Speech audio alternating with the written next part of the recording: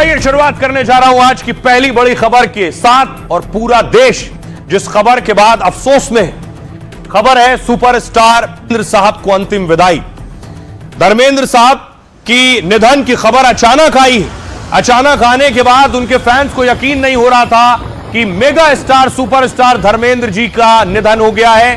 और उसके बाद जो तस्वीरें आई वो अचानक तस्वीरें सिर्फ एम्बुलेंस की आई। ये एक लौती तस्वीर जिससे यह पता चला कि धर्मेंद्र जी का निधन हो गया है। तस्वीरें आप देख रहे हैं, एम्बुलेंस में उनका पार्थिव शरीर था और आगे देखिए धुनी आपको नजर आ रही। इससे पता चला कि धर्मेंद्र जी का निधन हो चुका है और उनके पार्थिव शरीर को विले पार्ले के शमशान घाट ले जाया जा रहा है। फैंस जो अंतिम दर्शन करना चाहते थे, समर्थक जो आखिरी बार उन्हें नमन करना चाहते थे, वो मौका भी उन्हें नहीं मिला। इतना झटपट और अचानक उनका अंतिम संस्कार किया गया। बहुत से फैंस भी ये सवाल पूछ रहे हैं कि वो इतने बड़े स्टार थे कि उनके अंतिम दर्शन का मौका एक बार मिलना चाहिए था आम लोगों को भी। और इसके बाद जैसे ही उनका पार्थिव शरीर विले पार्ले शमशान पहुंचा, तस्वीर आई शमशान घाट पहुंचने की हेमा मालिनी की।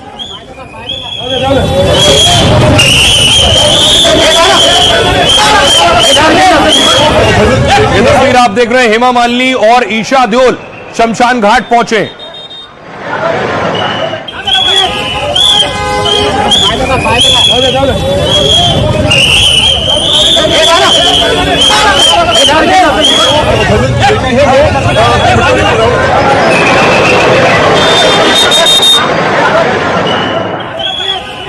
धर्मेंद्र जी की तबीयत के बारे में जानकारी मिल रही थी लंबे वक्त से, लेकिन वो अस्पताल से घर आ गए थे। आप देख रहे हैं हेमा मालिनी और ईशा देओल शमशान घाट पहुंची हैं। सब कुछ इतना अचानक हुआ कि सवाल उठे कि लोगों को संभलने का, पता चलने का मौका भी नहीं मिला। बड़े बड़े स्टार्स को भी ये जानकारी नहीं मिली कि ये हो गया। अगली तस्वीर दिखाऊं मैं आपको। उसके बाद देखिए सलमान खान को जैसे ही जानकारी मिली, सलमान खान पहुंचे हैं। ये गाड़ी में आगे आप देख रहे हैं सलमान खान बैठे।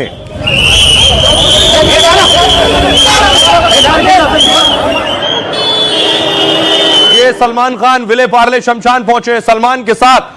उसके बाद देखिए अगली तस्वीर मैं आपको दिखा रहा हूं, आमिर खान आपको नजर आ रहे हैं। आमिर खान भी विले पार्ले शमशान पहुंचे। जैसे ही स्टार्स को जैसे जैसे पता चला, ये आमिर खान की गाड़ी आप देख रहे हैं, जैसे जैसे पता चला जो यहां मौजूद था मुंबई में, वो फौरन विले पार्ले शमशान घाट पहुंचा है जहां धर्मेंद्र जी का अंतिम संस्कार होना था। ये गाड़ी आप देख रहे हैं शाहरुख खान की। शाहरुख खान भी फौरन मौके के लिए रवाना हुए।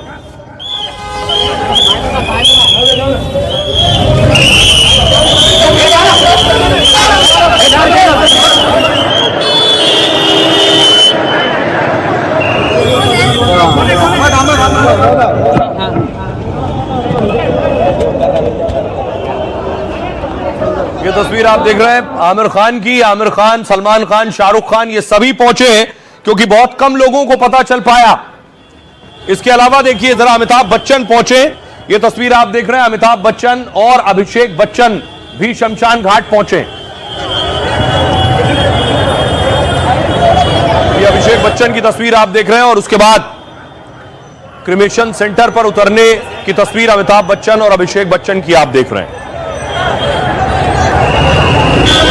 लोगों के जहन में सवाल है कि आखिर अचानक और इतनी जल्दी और इतनी तेजी से अंतिम संस्कार आखिर क्यों किया गया।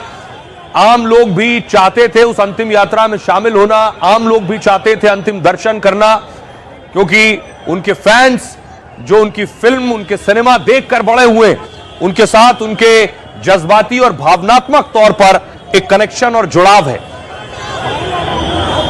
इसके अलावा देखिए दूसरे बॉलीवुड स्टार्स अनिल कपूर को आप देख रहे हैं। अनिल कपूर पहुंचे हैं विले पार्ले शमशान और अनिल कपूर के साथ अक्षय कुमार भी आपको पीछे नजर आ रहे हैं।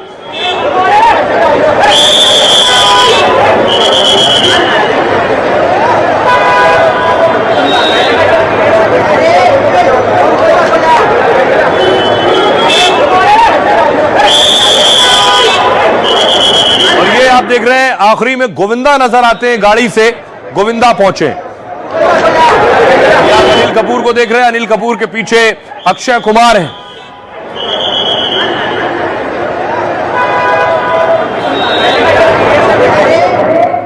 और उसके बाद गोविंदा पहुंचे। देखिए जरा, सब कुछ इतना अचानक हुआ कि कोई समझ नहीं पाया। जैसे आपने देखा होगा, लता जी का निधन हुआ तो बाकायदा अंतिम विदाई दी गई। इसके अलावा दूसरे सुपरस्टार जब उनका निधन हुआ तो बड़ी विदाई दी गई उन्हें। सब कुछ ऐसा हुआ कि बहुत कम लोगों को पता चला। अमिताभ बच्चन पहुंचे अंतिम संस्कार में, आमिर खान पहुंचे, रणबीर सिंह पहुंचे, दीपिका पहुंची और अक्षय कुमार पहुंचे। ये इस सितारे पहुंच सके। सलमान खान, अभिषेक बच्चन, संजय दत्त, अनिल कपूर और सलमान खान के पिता सलीम खान पहुंचे।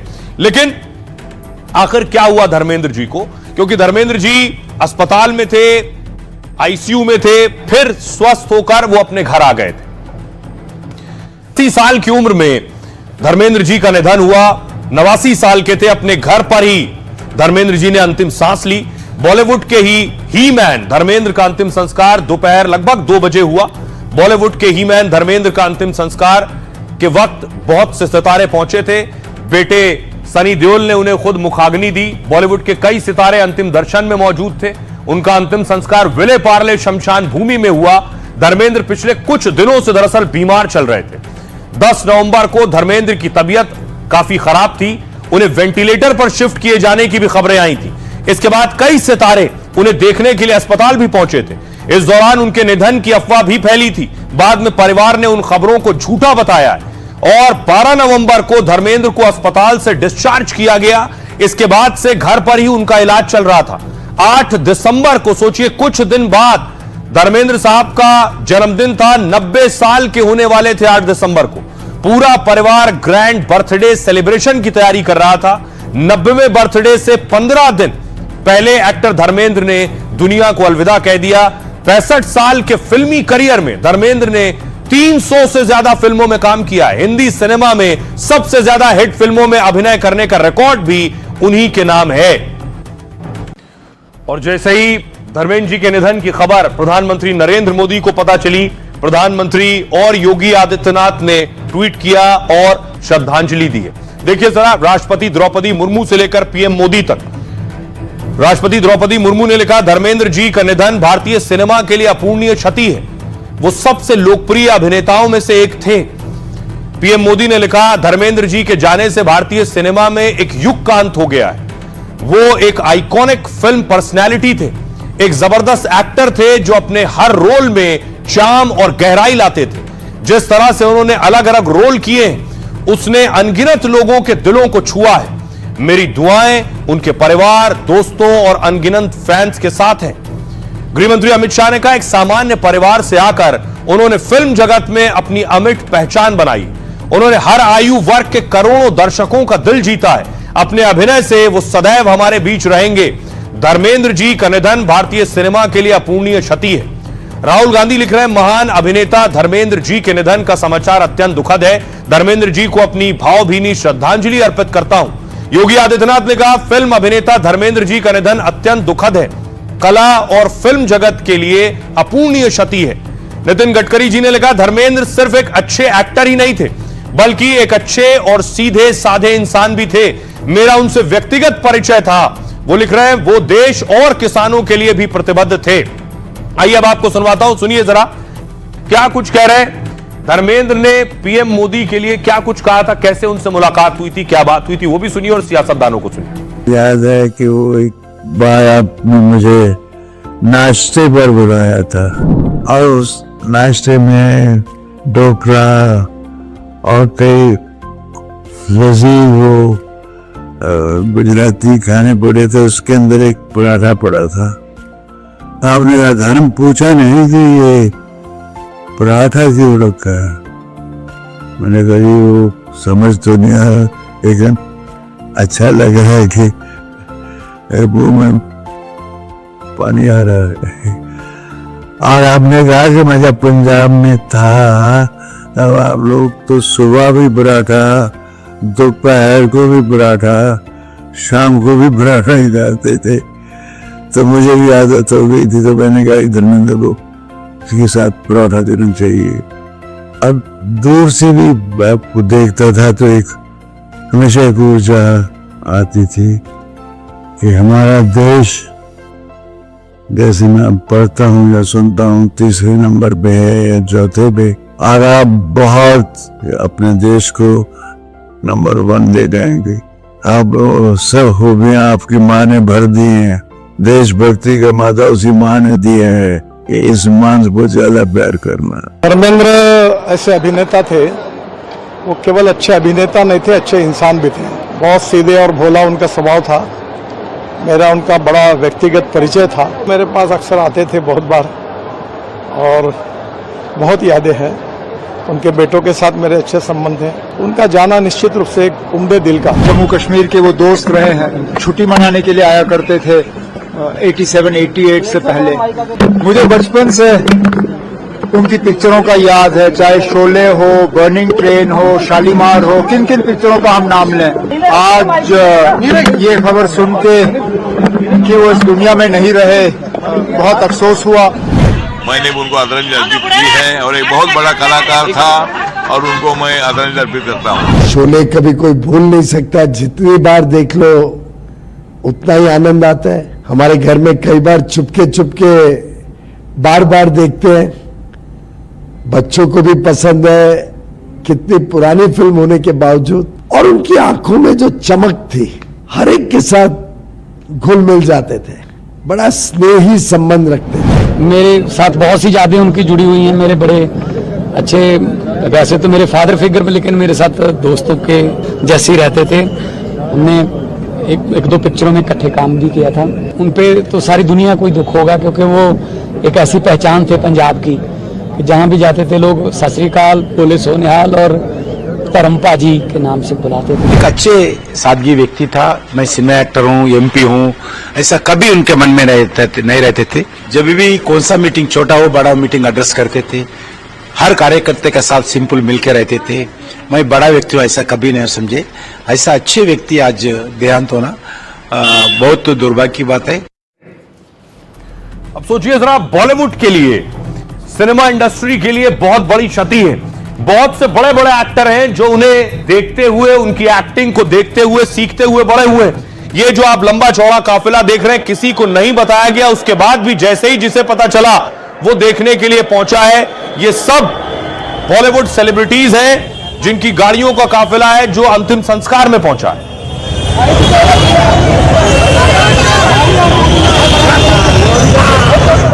और एक पुरानी तस्वीर सबसे ज्यादा वायरल है, जिसमें धर्मेंद्र जी और अमिताभ बच्चन नजर आ रहे हैं एक दूसरे से मिलते हुए। दोनों में अच्छी दोस्ती थी और दोनों की फिल्म शोले आज भी लोगों के जहन में जिंदा है और ताजा है और हमेशा यादों में रहेगी। और उसी तरह की उतनी ताजगी और नई फिल्म लगेगी उसे जितनी बार भी देखा जाए। जय और वीरू की जोड़ी हमेशा याद की जाएगी।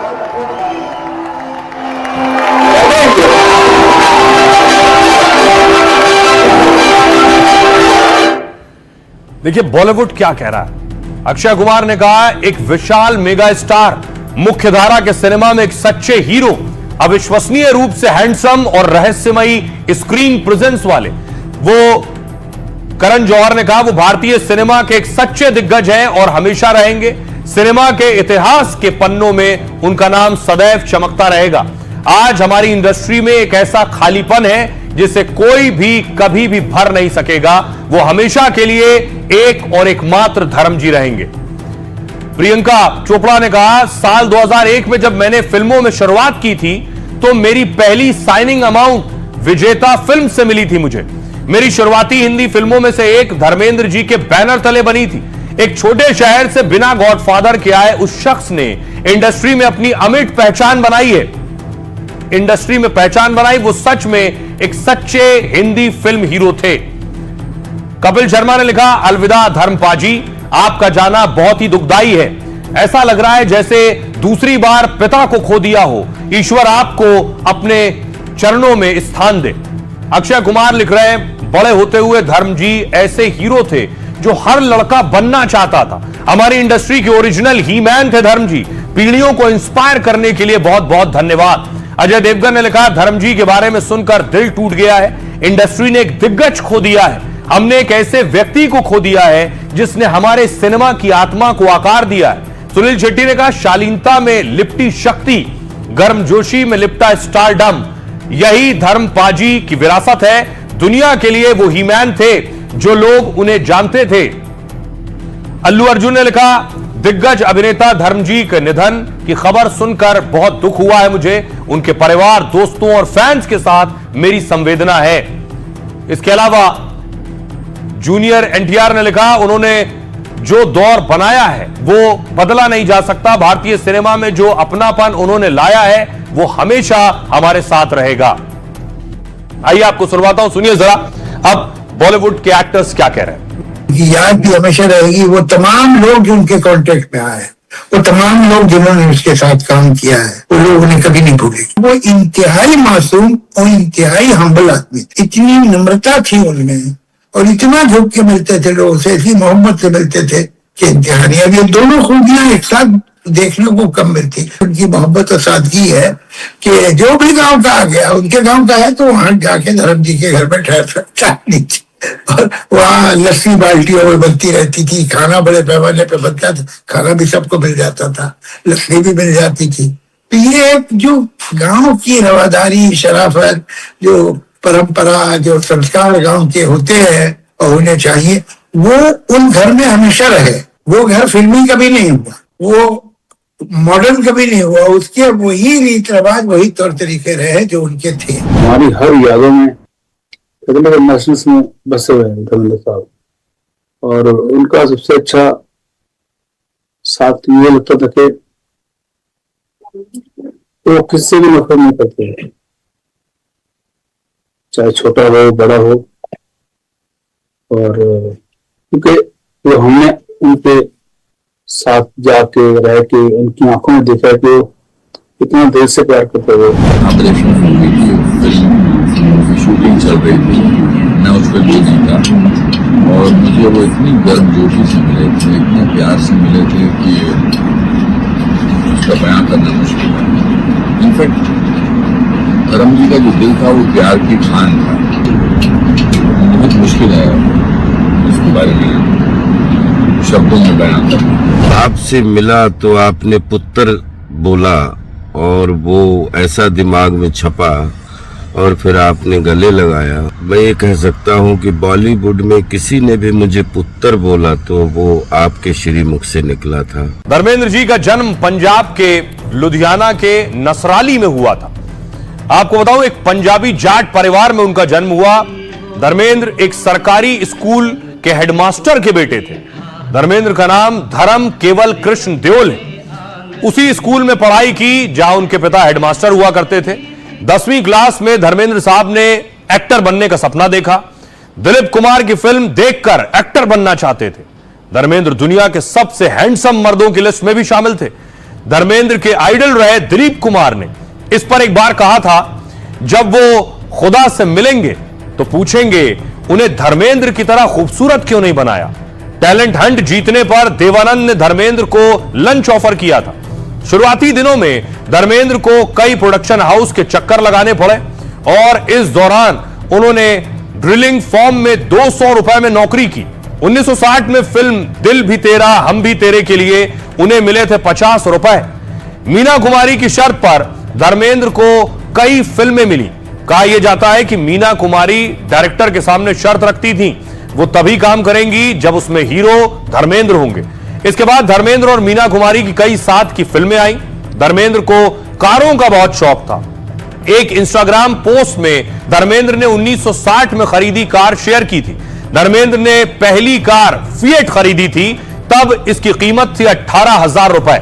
धर्मेंद्र का अपना विजेता फिल्म्स नाम का प्रोडक्शन हाउस भी है। इस प्रोडक्शन हाउस ने कई सुपरहिट फिल्में दी। कुछ रिपोर्ट के मुताबिक उनकी कुल नेटवर्थ करीब 500 करोड़ रुपए। मुंबई स्थित लोनावाला में 100 एकड़ का एक फार्म हाउस है। मुंबई के जुहू समेत महाराष्ट्र में उनकी कई प्रॉपर्टीज हैं जिसकी कीमत 17 करोड़ रुपए से ज्यादा है। वो अपने ढाबे और रेस्टोरेंट से भी कमाई करते थे। करनाल हाईवे पर गरम धर्म ढाबा और हीमैन रेस्टोरेंट है। गरम धर्म ढाबा के बहुत से आउटलेट्स देश के कई शहरों में मौजूद हैं। जैसा कि मैंने आपको बताया कि धर्मेंद्र जी फैन थे दिलीप कुमार के और उनको देखकर ही वो सिनेमा में आना चाहते थे। ये तस्वीर देखिए, दिलीप साहब का जब निधन हुआ तो धर्मेंद्र जी खुद पहुंचे थे और तस्वीर आप देख रहे हैं, अंतिम विदाई के वक्त पहुंचे थे, उनके अंतिम दर्शन के वक्त पहुंचे थे। दिलीप साहब का पार्थिव शरीर आप देख रहे हैं फर्श पर और धर्मेंद्र जी पहुंचे और सायरा जी के सर पर हाथ रखा।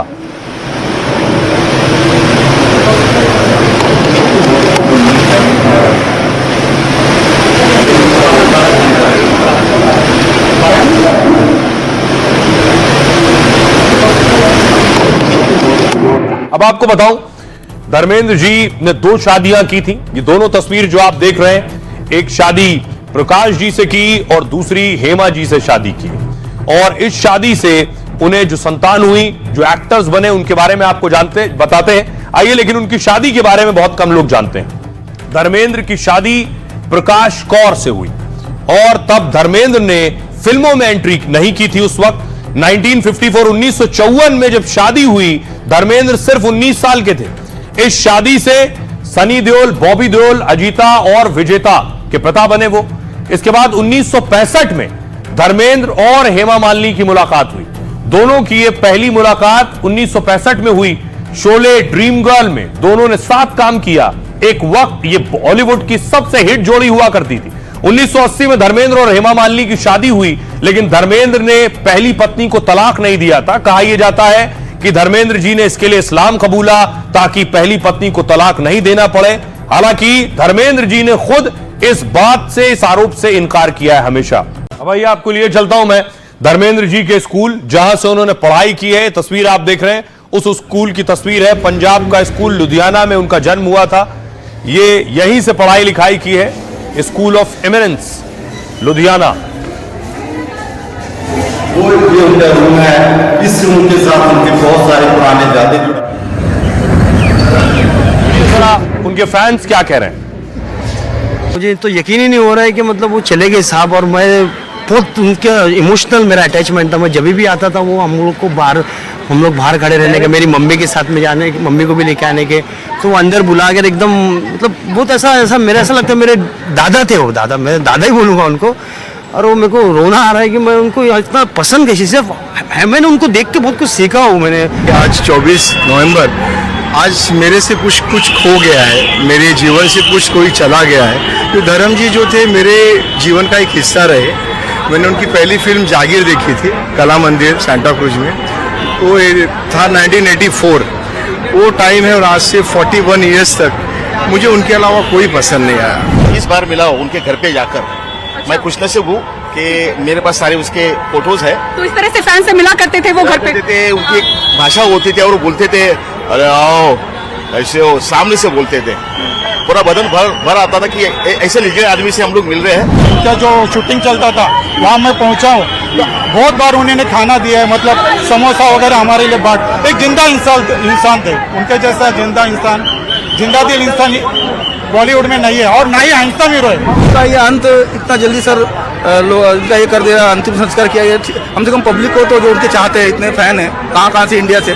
मेरे साथ एक राजस्थान से भी आया था, लेकिन इतना जरा तो हम पब्लिक को दर्शन के लिए रखना चाहिए। आपको उनकी बहुत पिक्चर देखी हमने, शोले, उनका जय वीरू का याराना। बहुत आज हमें बहुत दुख हुआ है यहाँ पर आके, बट आके ना में पर वो हमारे दिलों में हमेशा जिंदा रहेंगे। मेरे पास कोई शब्द नहीं निकल रहा है, मैं क्या बोलूँ। बहुत भावुक है दिल मेरे पास। आज एक बॉलीवुड का सितारा नहीं रहा। एक और बड़ी खबर है, लला की धर्म ध्वजा।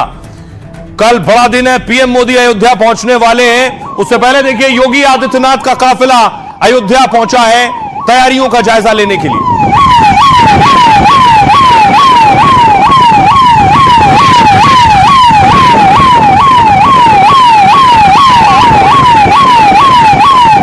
उसके बाद देखिए जरा योगी आदित्यनाथ पहुंचे, रामलला के मंदिर पहुंचे हैं, मंदिर परिसर का जायजा लिया है, एक एक जगह, एक एक कोने का जायजा लिया।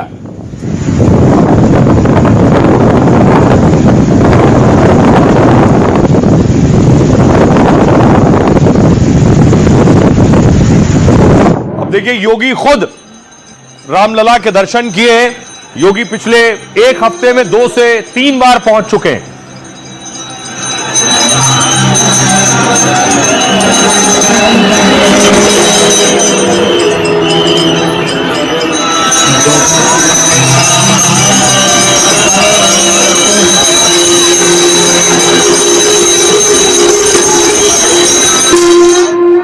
और कल प्रधानमंत्री नरेंद्र मोदी पहुंचेंगे। जैसे आपको याद होगा, प्राण प्रतिष्ठा के वक्त पीएम मोदी और अतिथि मेहमान मौजूद थे, वीवीआईपीज मौजूद थे। इसी तरह पीएम मोदी कल अयोध्या में होंगे, राम ध्वज फहराएंगे और उसके लिए भव्य तैयारियां की गई हैं।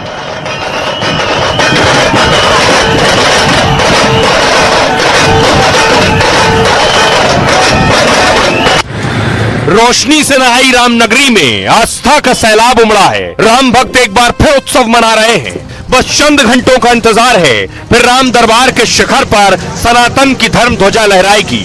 इस महाआयोजन के लिए मोदी समेत कई दिग्गज पहुंच रहे हैं, लेकिन अखिलेश यादव के सांसद नाराज हो गए। बोले, मैं अयोध्या का सांसद, मुझे फिर भी नहीं बुलाया। यूं तो मुझे नहीं बुलाया गया, कार्ड मिलना चाहिए था, हमें तो पास मिलना चाहिए था। यूं तो मुझे नहीं बुलाया गया, कार्ड मिलना चाहिए था, हमें तो पास मिलना चाहिए था।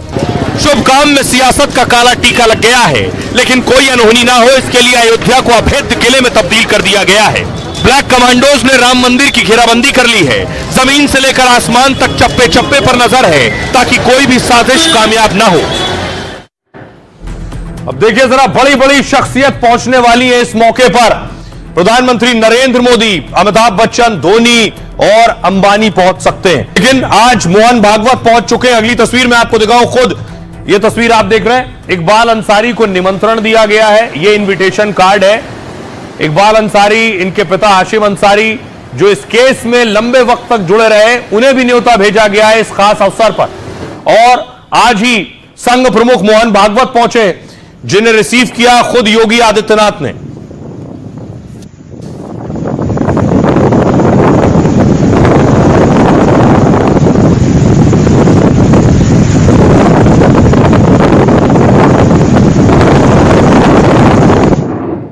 देखिए कौन कौन से वीवीआईपी गेस्ट हैं जो कल अयोध्या में होंगे। सबसे पहले खुद प्रधानमंत्री नरेंद्र मोदी को ध्वजारोहण करेंगे। CM Yogi Adityanath, deputy CM Keshav Prasad Maurya, Brajesh Pathak deputy CM और राज्यपाल आनंदीबेन पटेल मौजूद होंगे। इसके अलावा देखिए एक्टर्स में अक्षय कुमार उपस्थित हो सकते हैं, अमिताभ बच्चन मौजूद होंगे और रामचरण तेजा, साथ ही सोनू निगम भी पहुंचेंगे अयोध्या।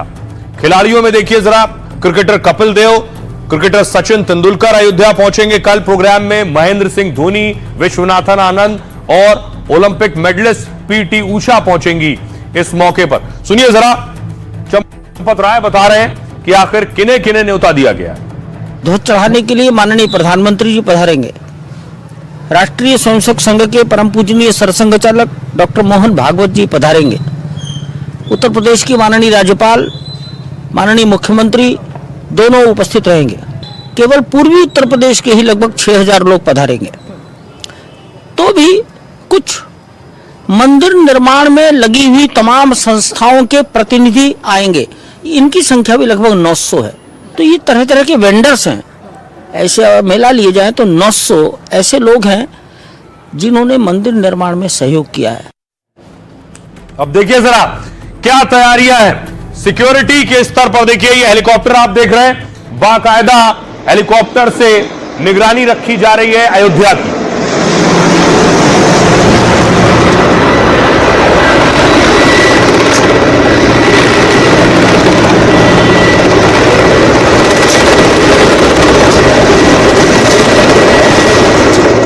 अयोध्या के चप्पे चप्पे पर सुरक्षा कड़ी है। आप देख रहे हैं, परिंदा भी पर नहीं मार सकता है। वीवीआईपी मेहमान आ रहे हैं, बॉर्डर सील किए जा चुके हैं। रैपिड एक्शन फोर्स तैनात है, डॉग स्क्वाड आप देख रहे हैं।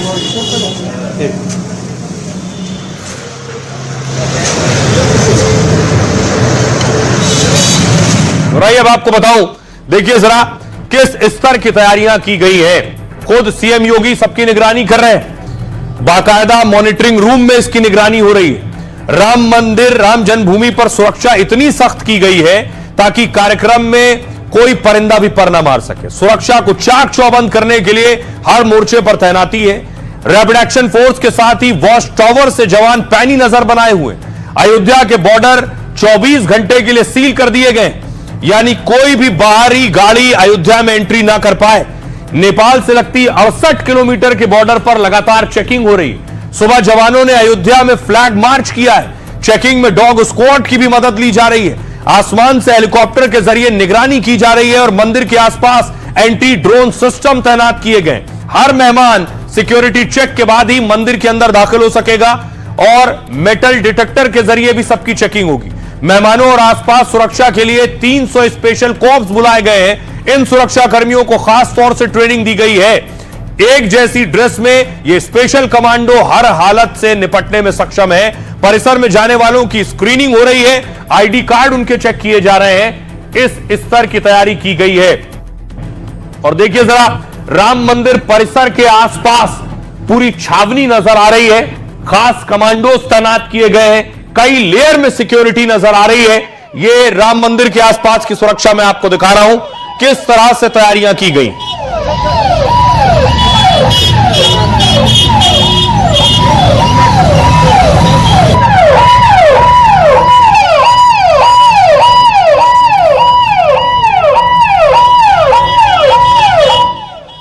अब देखिए जरा, सुरक्षा में सबसे पहले एनएसजी तैनात है। राष्ट्रीय सुरक्षा गार्ड की तैनाती हुई है। एनएसजी के स्पेशल कमांडो राम मंदिर में मुस्तैद रहेंगे। यह भारत के बेहद ट्रेंड कमांडोज का विशेष सुरक्षा बल है और वीवीआईपी सुरक्षा के साथ एनएसजी बड़े ऑपरेशंस को अंजाम देती है। यह आतंकवाद विरोधी अभियान और बंधक छुड़ाने में एक्सपर्ट्स होते हैं। इसके अलावा अयोध्या में एसपीजी यानी स्पेशल प्रोटेक्शन ग्रुप भी तैनात किए गए। सबसे मजबूत और हाईटेक सिक्योरिटी मानी जाती है। भारत के प्रधानमंत्री की सुरक्षा का जिम्मा एसपीजी के पास होता है। राम मंदिर के सबसे करीबी सुरक्षा घेरे में एसपीजी कमांडो होते हैं। एंटी टेररिस्ट स्क्वाड यानी एटीएस को भी बड़ी जिम्मेदारी मिली है। एटीएस के हथियारबंद ब्लैक कमांडोज ने राम मंदिर को घेर लिया है। राम मंदिर में पहले आतंकी हमले की साजिश रची गई थी। ऐसे में आतंकियों से निपटने में एटीएस कमांडो माहिर होते हैं। इसलिए अयोध्या में बड़ी संख्या में एटीएस की तैनाती की गई है। साथ ही सीआरपीएफ और सीआईएसएफ बाहरी सुरक्षा घेरे को संभालने के लिए सीआरपीएफ के जवान होंगे। वीआईपी सिक्योरिटी और आंतरिक सुरक्षा में बड़ा रोल निभाती है सीआरपीएफ, जबकि सीआईएसएफ देश के बड़े संस्थानों की सुरक्षा में तैनात रहती है। साथ ही यूपी पुलिस की यह टुकड़ी सबसे बाहरी घेरे में तैनात होगी, जिसमें पीएसी शामिल है। बड़े आयोजनों में सुरक्षा का जिम्मा एसएसएफ और पीएसी का होता है। मंदिर में महिला एसएसएफ जवानों को भी सुरक्षा में तैनात किया गया है।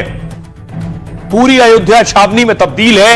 अयोध्या वासियों के लिए भी बड़ा दिन है। सुनिए क्या कह रहे हैं। 500 सालों की मेहनत, 5 सालों के संघर्ष और लड़ाई के बाद ये राम ध्वजा हमारे मंदिर के शिखर पर स्थापित होने वाली है। इसका पूरा श्रेय जाता है मोदी जी और योगी जी को कि जब से आए मोदी योगी राज है आया। जब से आए मोदी योगी राज है आया, तब ही जाके राम का मंदिर है बन पाया। राम बिना तो अयोध्या सोने कौन करे ठकुराई, चंदा कौन करे ठकुराई। ये राम बिना तो अयोध्या सोने कौन करे ठकुराई, चंदा कौन करे ठकुराई। के दर्शन करेंगे। ध्वजारोहण तक रुकने का पूरा प्लान है। ध्वजारोहण के दिन आप अपने बेटे को अंदर लेकर जाएंगे। बिल्कुल, हमारे प्रधानमंत्री श्री नरेंद्र मोदी जी आएंगे, ध्वजारोहण करेंगे और ये ध्वजारोहण एक सनातनी धर्म को आगे बढ़ाना है, क्योंकि 2024 में जब राम मंदिर का निर्माण हुआ है, हर साल मेरे हिसाब से हर 2 साल में ध्वजारोहण होना जरूरी है। तो ये जीत है पूरे देश की, पूरे सनातन धर्म की। मोदी जी आएंगे, करेंगे, बहुत अच्छा क्षण है। आके बड़ा आनंद आया, बहुत अच्छा लगा। अब देखिए जरा, प्रधानमंत्री नरेंद्र मोदी कल किस वक्त पहुंचेंगे, क्या पीएम मोदी का कार्यक्रम है और प्रधानमंत्री नरेंद्र मोदी करेंगे क्या। ये तस्वीर देखिए, ये आप देख रहे हैं इस तरह से, ये जो आप ध्वज दंड देख रहे हैं, प्रधानमंत्री नरेंद्र मोदी इसे फहराएंगे। इसके लिए बाकायदा रिहर्सल की गई है। पहले कई बार रिहर्सल हुई है। कल पीएम मोदी इसे फहराने पहुंच रहे हैं। देखिए पीएम मोदी का पूरा प्रोग्राम क्या है। तो प्रधानमंत्री नरेंद्र मोदी में करीब 3 घंटे तक रहेंगे। जानकारी के मुताबिक मोदी 11 बजे अयोध्या पहुंच जाएंगे। अयोध्या में पीएम मोदी 7 लेयर की सुरक्षा में रहेंगे। एयरपोर्ट से प्रधानमंत्री मोदी राम मंदिर जाएंगे। पहले वहां रामलला समेत राम दरबार के दर्शन कर आरती करेंगे। इसके बाद देखिए राम मंदिर पर ध्वजारोहण का कार्यक्रम होगा। फिर ये शुभ काम अभिजीत मुहूर्त में 12 से 12:30 बजे के दरमियान होना है। इस दौरान पीएम 191 फीट ऊंचे शिखर पर ध्वजारोहण करेंगे। बटन दबाने के बाद 10 सेकंड में ही ध्वज हवा में फहराने लगेगा और मंदिर में काम करने वाले इंजीनियर श्रमिकों से भी पीएम मोदी मिल सकते हैं। सुनिए जरा क्या कह रहे हैं योगी के दोनों डिप्टी।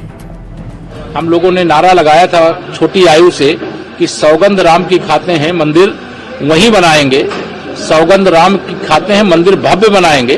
तो जो सौगंध खाई गई थी वह पूरी हो गई और श्री हनुमान जी महाराज की कृपा है और पूज्य संतों का आशीर्वाद है और माननीय प्रधानमंत्री जी का यह विशेष जो प्रण था वह पूरा हो गया है। इसके लिए समस्त राम भक्तों को हार्दिक बधाई। ध्वजा गर्भगृह के सर्वोच्च शिखर पर फहराई जाएगी। पूरी दुनिया सनातन धर्म का चरमोत्कर्ष अपनी आंखों से देखेगी। ध्वजा के बारे में हम सब जानते हैं, ब्रह्मांड की जो ऊर्जा है वो ध्वजा के माध्यम से गर्भगृह की ऊर्जा को एक करने का काम करती है। अद्भुत नजारा ये पूरी दुनिया अपनी आंखों से कल देखेगी। और आइए अब आपको बताऊं इसकी खासियत क्या है। ये जो राम ध्वज फहराया जा रहा है इसमें क्या लिखा हुआ है, आप जो देख रहे हैं ये है वो ध्वज। राम मंदिर का जो ध्वज तैयार किया गया इसमें त्रेता युग की झलक है, क्योंकि इस ध्वज में 3 मुख्य प्रतीक हैं, ओम, सूर्य और कोविदार वृक्ष। ओम को सनातन संस्कृति के आध्यात्म से जोड़कर देखा जाता है, वहीं सूर्य इस ओर इशारा करता है कि भगवान राम सूर्यवंशी थे। जिस कोविदार वृक्ष का जिक्र हुआ है वो अयोध्या का राज वृक्ष होता है और इस एक झंडे को बनाने के लिए 4 से 5 कारीगरों ने काम किया है। इस राम ध्वज की लंबाई है 22 फीट और चौड़ाई है 11 फीट। यह ध्वज कपड़े का है लेकिन इसमें 3 लेयर सिल्क साटन भी लगा है। पैराशूट बनाने में भी सिल्क साटन का इस्तेमाल किया जाता है। इससे बारिश, धूप और आंधी में भी ध्वज पर कोई असर नहीं पड़ेगा। राम ध्वज को बनाने के लिए सेना का सुझाव भी लिया गया था। पहले झंडे का वजन 11 किलो था, जिससे कई समस्याएं आ रही थी। तेज हवा और आंधी में वजन की वजह से रस्सी टूटने का खतरा था। फिर सेना से सुझाव लिया गया और उसका वजन 2.5 किलो निर्धारित किया गया है। जिस ध्वज दंड पर झंडा लहराएगा वो 5,500 किलो का है। 44 फीट लंबे ध्वज दंड को गुजरात के अहमदाबाद से यहां लाया गया है और बताया जा रहा है कि राम मंदिर के झंडे की आयु 3 साल रहेगी, यानी हर 3 साल के बाद राम ध्वज को बदला जाएगा। ये इसकी खासियत। सुनिए जरा सियासतदान क्या कह रहे हैं। अयोध्या से सांसद है सपा के, उन्हें न्योता नहीं मिला है, वो नाराज है। भारत में राम मंदिर बना है रामलला के जन्मस्थली पर, उसका उत्सव हम नहीं मनाएंगे तो कौन मनाएगा? क्या पाकिस्तान में मनाने जाएंगे? माननीय प्रधानमंत्री जी 25 तारीख को मर्यादा पुरुषोत्तम प्रभु श्री राम के मंदिर में आ रहे हैं। मैं उनका अभिनंदन करता हूँ, स्वागत करता हूँ। यह तो मुझे नहीं बुलाया गया, कार्ड मिलना चाहिए था, हमें तो पास मिलना चाहिए था। बहुत ऐतिहासिक हो है ये, 5 साल प्रतीक्षा के बाद हो रहा है। हर राम भक्त बहुत खुशी महसूस कर रहा है और बहुत सब अभिभूत हैं, इसको शब्दों से नहीं कहा जाता। नव्य और भव्य अयोध्या के भीतर उनका ऐतिहासिक स्वागत हो, इसके लिए अयोध्यावासी निरंतर प्रयत्नशील हैं और कल बहुत अच्छे तरीके से इस कार्यक्रम को संपन्न किया जाएगा। और आइए खबरों में आगे बढ़ते हैं। आज की एक और बड़ी खबर है। खबर यह है कि प्रदूषण पर प्रदर्शन, नक्सलवाद का समर्थन। देश की राजधानी दिल्ली में क्या हुआ ये आपको बताऊंगा। इस तस्वीर को पहचान रहे हैं आप, ये 1 करोड़ का इनामी नक्सली हिडमा है जो पिछले दिनों मारा गया। बड़ी कामयाबी हुई, इसे ढेर किया गया। सैकड़ों जवानों को मारने में इसका बड़ा रोल था। लेकिन देखिए इसके लिए भी लोग आकर खड़े हो गए। अगली तस्वीर देखिए, यह देश की राजधानी दिल्ली में प्रदर्शन हो रहा था। जो प्रदर्शन कर रहे थे ये प्रदर्शन प्रदूषण पर कर रहे थे और प्रदर्शन करते करते हिडमा के समर्थन में नारे लगाने लगे।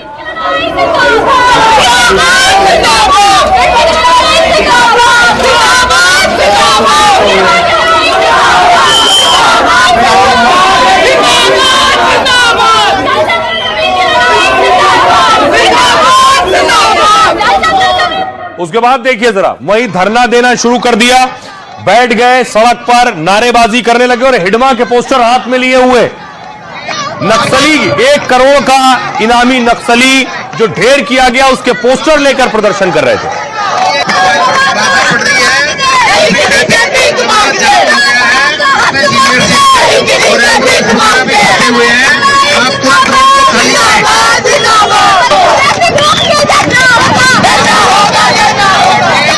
और इतना ही नहीं, उसके समर्थन में भी नारेबाजी शुरू कर दी है। तस्वीर आप देख रहे हैं, हिडमा के समर्थन में नारे।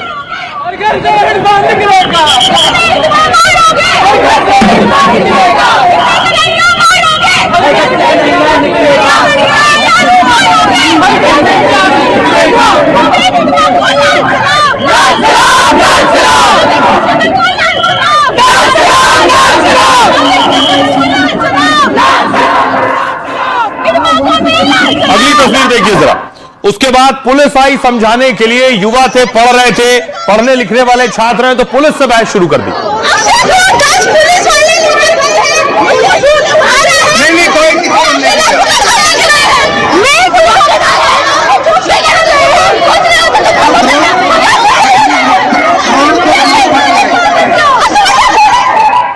उसके बाद पुलिस पर भी देखिए, ये स्प्रे जो आप देख रहे हैं मिर्ची पाउडर है। ये स्प्रे लेकर आए थे, पुलिस पर स्प्रे किया है, मिर्ची पाउडर का छिड़काव किया है, जिससे पुलिस पहुंचे, लेकिन इनकी गिरफ्तारी हुई। अगली तस्वीर मैं आपको दिखाऊं। आज इन सबको कोर्ट में पेश किया गया है। 20 से ज्यादा छात्र बताए जा रहे हैं।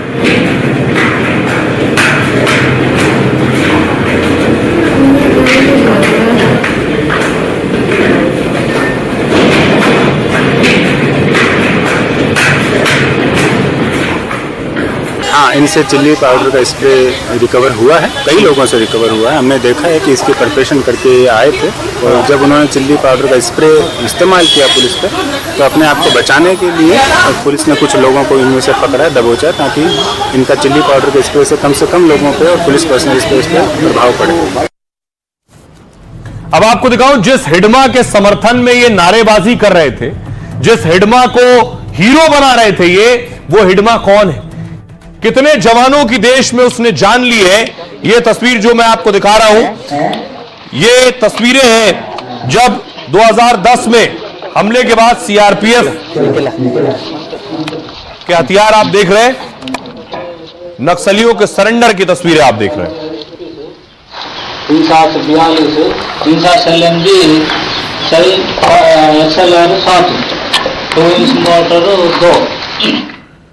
अब देखिए जरा, जिसको ये अपना हीरो मानते हैं ये छात्र, वो कौन है? 263 जवानों का गुनहगार है। टॉप नक्सली कमांडर हिडमा का नाम संतोष था। उसे नक्सलियों की कमेटी ने ही हिडमा नाम दिया था। हिडमा 1996 में नक्सल संगठन में शामिल हुआ था। माओवादियों की सबसे घातक स्ट्राइक यूनिट का सदस्य था।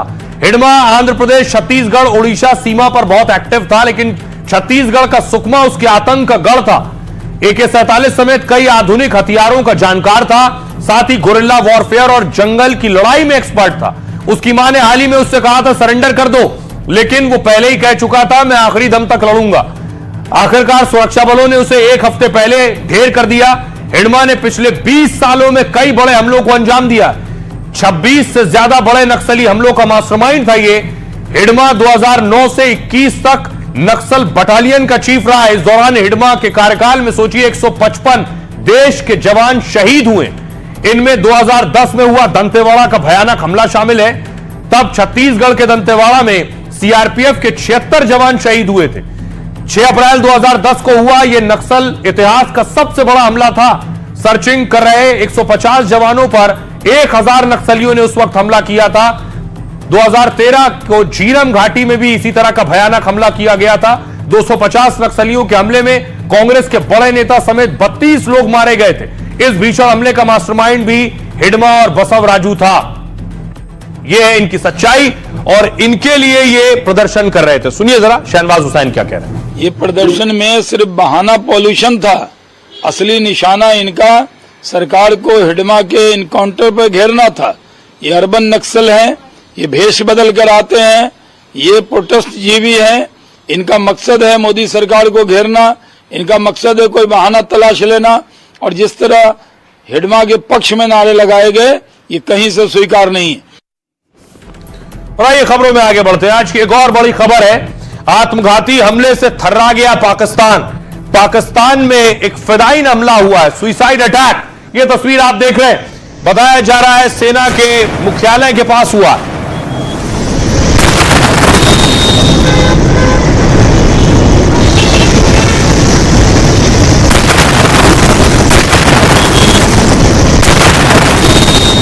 अगली तस्वीर मैं आपको दिखाऊं, ये देख रहे हैं आप दूसरी तस्वीर, जहां पर धमाका हुआ उसका सीसीटीवी फुटेज है ये।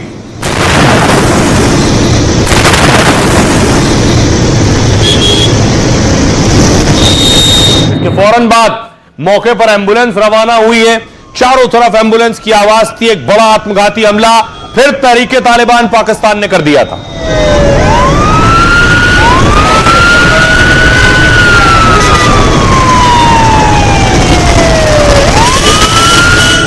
और उसके बाद पाकिस्तान में देखिए कैसे ढेर लग गए, ताबूतों के ढेर लग गए, लाशों के ढेर लग गए।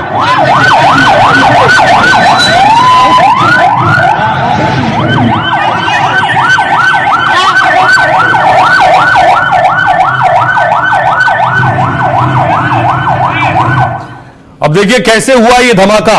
सुबह 8 बजे के करीब पेशावर में आत्मघाती हमला हुआ है। अर्धसैनिक बल के मुख्यालय पर हमलावर ने खुद को उड़ा लिया है। इस हमले में मुख्य गेट पर मौजूद 3 कमांडो की मौत हो गई। धमाके का फायदा उठाकर 2 हमलावर बिल्डिंग में घुस गए और फिर अर्धसैनिक बलों पर अंधाधुंध फायरिंग शुरू कर दी। पाक सुरक्षा बलों की जवाबी कार्रवाई में एक हमलावर मारा गया, तो वहीं दूसरे हमलावर ने पार्किंग के पास सुसाइड अटैक कर लिया। इस हमले में 3 हमलावरों समेत कुल 6 लोग मारे गए, जबकि कई लोग घायल हुए जो कि अस्पताल में भर्ती हैं। आत्मघाती हमले के बाद पूरे इलाके को सील कर दिया गया है। फॉरेंसिक के साथ ही दूसरी एजेंसियां भी हमले की जांच कर रही हैं। पाकिस्तान ने इस हमले के लिए टीटीपी को जिम्मेदार बताया है। सुनिए जरा वहां जो चश्मदीद मौजूद थे वो क्या कह रहे हैं। ब्लास्ट हो गया, ब्लास्ट के पास जाना, बंदे से उन कपड़ों में जाना, किसी गली से निकल के आ गए, भाग गए। हमने कहा कि वो लोग थे, उनके साथ असलहा था, कोई हथियार उसके हाथों में थे और फिर अंदर चले गए। ये हमने कुछ भी नहीं देखा, हम जाना उधर गिरे हैं और गिरने के साथ हम भी वापस भाग कर आए। एक खुदकुश हमलावर ने धमाका किया, उसके बाद 2 हमारे जो खुदकुश हमलावर हैं उन्होंने एंट्री करके अंदर घुसने की कोशिश की। वहाँ पर हमारे फेडरल कॉन्स्टेबलरी के जवानों ने दलेरी से उनको फौरी तौर पर न्यूट्रलाइज किया, बड़े नुकसान से बचा लिए। और ये खबरों में आगे बढ़ते हैं। आज की एक और बड़ी खबर है, देश को नए सीजीआई मिल गए। Chief justice of India justice Suryakant ने आज शपथ ली है। तस्वीर में आपको दिखाऊं, उनको राष्ट्रपति द्रौपदी मुर्मू ने शपथ दिलाई है। ये शपथ ग्रहण समारोह की तस्वीर आप देख रहे हैं। मैं सूर्यकांत, जो भारत के उच्चतम न्यायालय का मुख्य न्यायमूर्ति नियुक्त हुआ हूँ, जो भारत के उच्चतम न्यायालय का मुख्य न्यायमूर्ति नियुक्त हुआ हूँ, ईश्वर की शपथ लेता हूँ ईश्वर की शपथ लेता हूँ कि मैं विधि द्वारा स्थापित भारत के संविधान के प्रति भारत के संविधान के प्रति सच्ची श्रद्धा और निष्ठा रखूंगा। सच्ची श्रद्धा और निष्ठा रखूंगा। और उसके बाद देखिए शपथ ग्रहण समारोह खत्म होने के बाद उन्होंने हस्ताक्षर किए और आधिकारिक रूप से पदभार संभाला।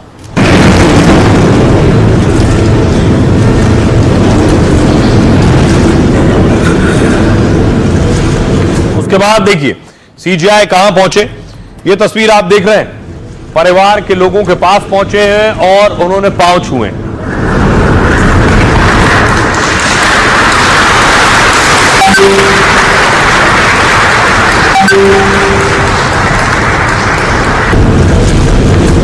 और देखिए शपथ के बाद उनके गांव में क्या स्थिति है।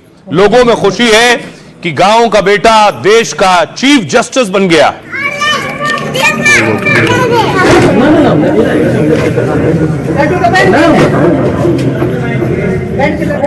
थोड़ा ये सीजीआई के बारे में आपको बताऊं, कौन है जस्टिस सूर्यकांत। जस्टिस सूर्यकांत ने आज देश के 53वें मुख्य न्यायाधीश की शपथ ली। उनका कार्यकाल 14 महीने यानी 9 फरवरी 2027 तक चलेगा। हिसार के रहने वाले जस्टिस सूर्यकांत का सफर बेहद प्रेरणादायक है। उनका जन्म हरियाणा के बहुत मिडिल क्लास मध्यम वर्गीय परिवार में हुआ। पिता मदन मोहन शास्त्री संस्कृत के शिक्षक थे, माताजी गृहिणी थी। 10वीं तक पढ़ाई की उन्होंने अपने गांव पेटवाड़ में ही पढ़ाई की।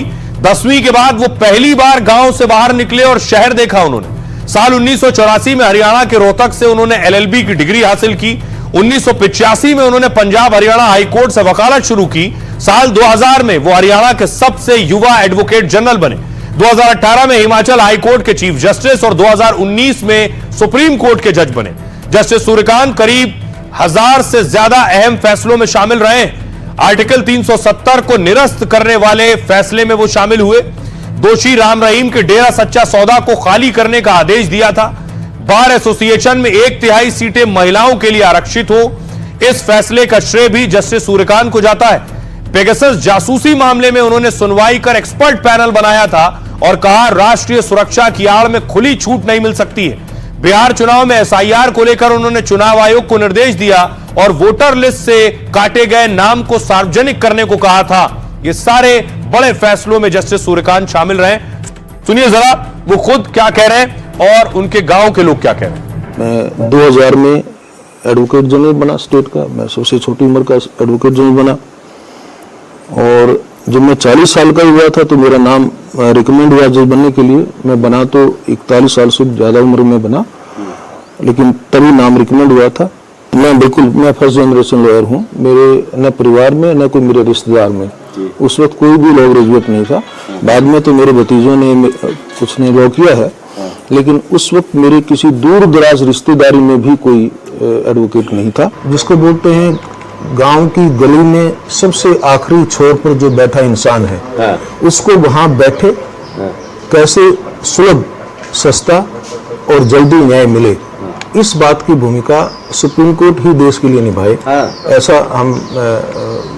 हमारा कमिटमेंट है। मैंने सारा खेत का काम किया है। जी जी जी। मैंने आपके खेत में भी हम आपके साथ चलेंगे, लेकिन एक बड़ी इंटरेस्टिंग चीज यहाँ पर है सर। ये जो घंटी है, आप हमारे तो जब हम पढ़ते थे तो बच्चों की जिम्मेदारी दी जाती थी किसी को भी। हमारे समय भी ऐसे ही होता था। तो आपने कभी बजाई थी? हाँ, मैंने भी बहुत बार बजाई है। तो हमारे सहयोगी आशीष भार्गव खुद पहुंचे CGI के गांव, जहां उनसे बात की है। आइए अब बारी है लाइफ का फंडा की। फंडा भी उस शख्सियत पर जिसे आज हमने खो दिया।